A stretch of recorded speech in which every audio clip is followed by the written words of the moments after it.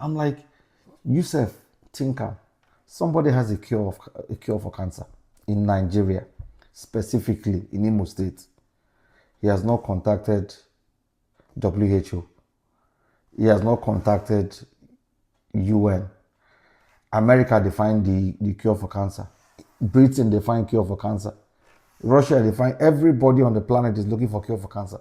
You have a cure for cancer and you don't want to change the lives of your great grandkids, because only God know that if that is true, then it's going to production straight. Then go fast track the test. It's going to production state. So how can you have a cure for cancer and you're sat in the village, you don't even have money to eat? Does that even make sense to you? So I was just asking, does that even make sense?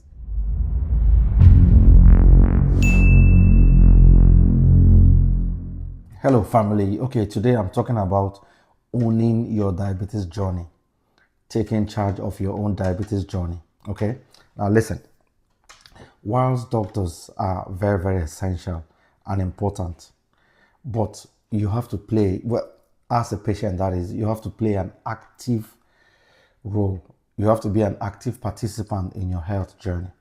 Researching does not mean that you are ignoring what the doctor is saying.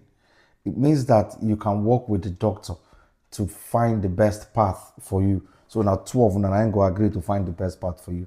Okay. Like, researching your illness is important because it empowers you to take control of your health, make decisions, and advocate for yourself. Okay. I'm going to give you 7 key reasons why you should be an expert in your own condition. Number 1, better understanding. Learning about your condition, right, helps you understand how it affects your body, what symptoms to look out for, right, and how treatments work. So when I was newly diagnosed, there was no diabetic newsletter that I wasn't subscribed to, right? There was no magazines about diabetes I wasn't learning. I was learning about the triangle of diabetes, that is the diet, the medication, and exercise. Whatever helps to bring the sugar level down, I was reading everything.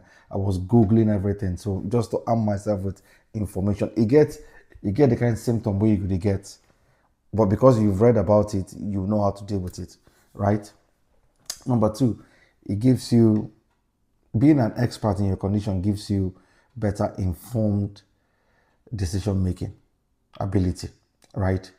When you know more, you can discuss treatment options with your doctor confidently and choose what works best for you. Note that I have said choose what works best for you. So the doctor is the doctor, isn't it? He will tell you about the biological side of it. He will tell you the medicine side. But now you know your body. Now you know how you feel. So you have to also give him an input.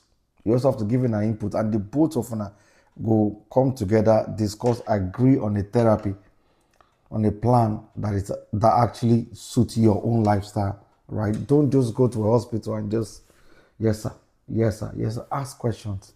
And you cannot ask questions if you don't research. You cannot make better decision making. You cannot make better decisions if you don't research. That's number 2. Number 3, advocating for yourself, right? Being an expert in your condition helps you to advocate for yourself. Doctors have many patients, as we know, but you are your own best advocate. The doctor will remember you as, that man with Gorimapa, or that guy that came with yellow shirt. They see hundreds of people on a weekly basis. They don't remember you, right? You are a number. You are a case file, right? So advocating for yourself is really, really important. Researching helps you ask the right questions and push for the care you need. If you know research, you will go to your doctor's appointment, you will be asking a generic question. So you're wasting your time, you're wasting your appointment. Some of us pay like 50K for consultation fee. Even some people pay 100K for consultation fee. So why are you going there to ask a generic question? Ask specific questions that are specific to you and your illness. Show that you've done some research. Even self, it get as you think should say you don't do your research. They would think before they even respond to what you ask them. They cannot just fob you off with any kind of information. Number 4, exploring alternative perspectives, right? So it gets as you go to research, right? Sometimes there are multiple ways. Obviously, there are multiple ways to manage a condition. So researching helps you learn about new treatments. You get as one doctor go to talk, you go know say the doctor the cap. You can just go and seek alternative options, or just to check within the doctor they say. But if you know do your research, then you not gonna know whether doctor they in line, even they in the vicinity of what you don't read or not. So that's important.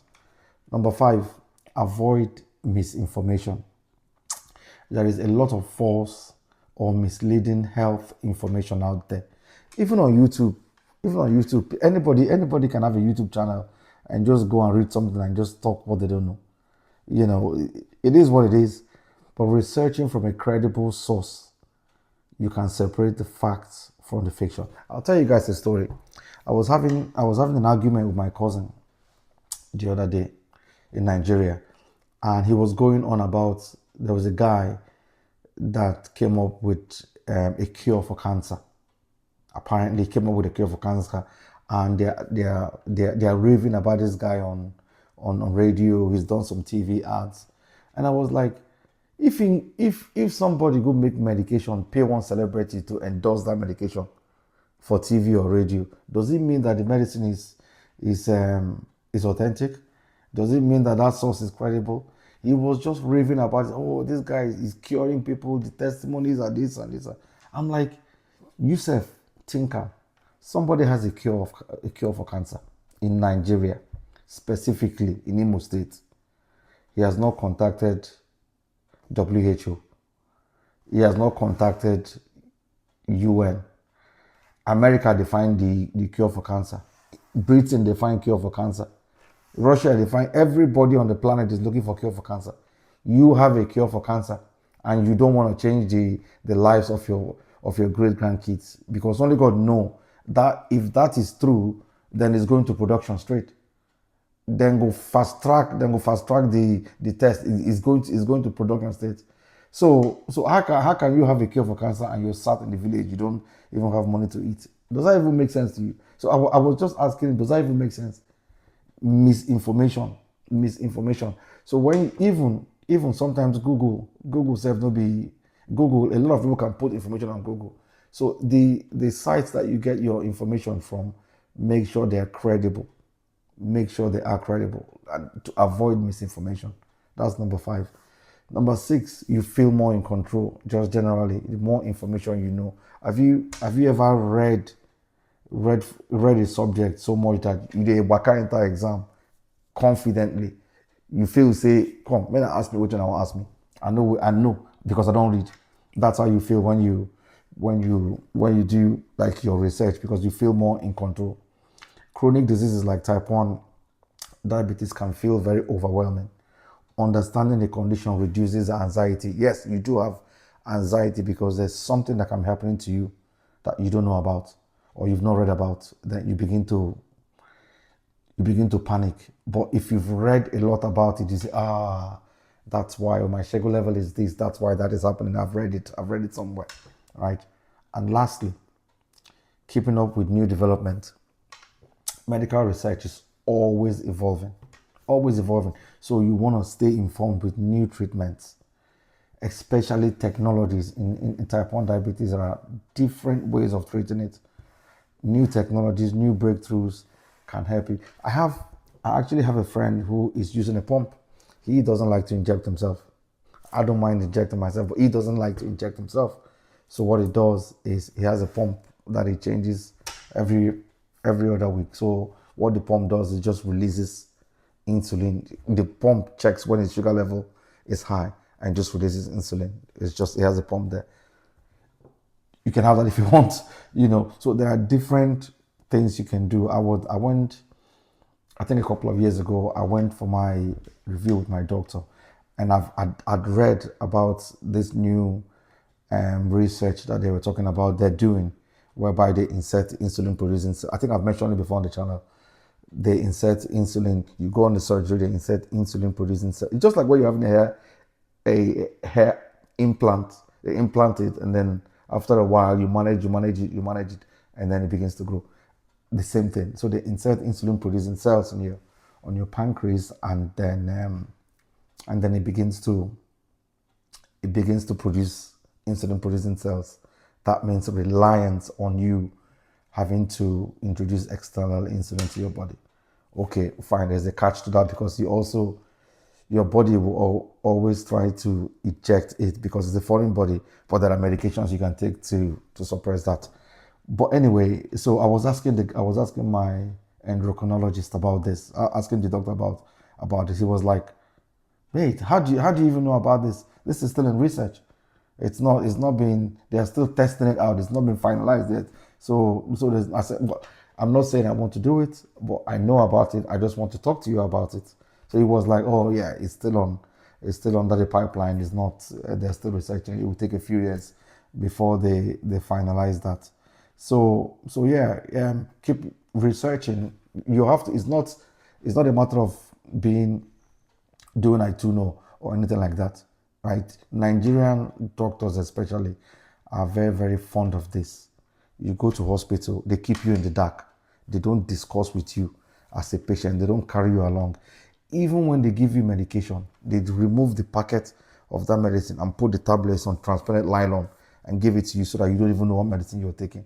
I don't know how backwards we are, because if you treat me like that, I don't think I'll be happy with it, because I want to know what you're doing. I don't want to know everything you're doing, but I want us to have a conversation. You treat, it's not like you tell me what to do. We have to agree on what to do, because it's my body. Ultimately, I'm responsible for my body. So that's it for today, my family. Remember, diabetes does not define us. We do. Until next time, peace.